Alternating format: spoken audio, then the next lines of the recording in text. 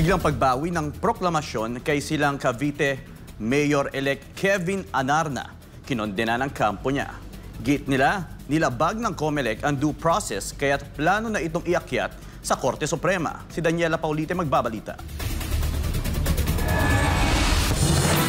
Kinondena ng kampo ni silang Cavite Mayor-elect Kevin Anarna ang agarang pagbawi ng kanyang proklamasyon ng Commission on Elections o COMELEC nang walang abiso o pagdinig.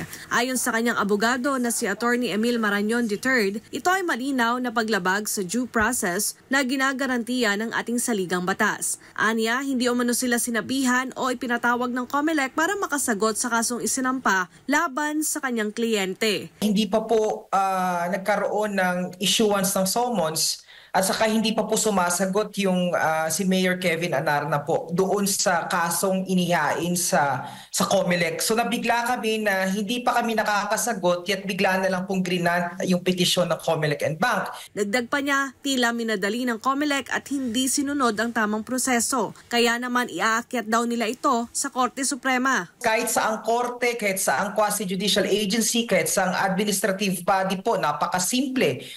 Pang first year law student po yung rule na bago man lang desisyonan yung kaso ay bibigyan mo dapat ng pagkakataon muna yung respondent na sagutin muna yung kaso. This is a perfect example of a grave abuse of discretion yung kaya namin planong itong iakyat sa Korte Suprema as soon as possible.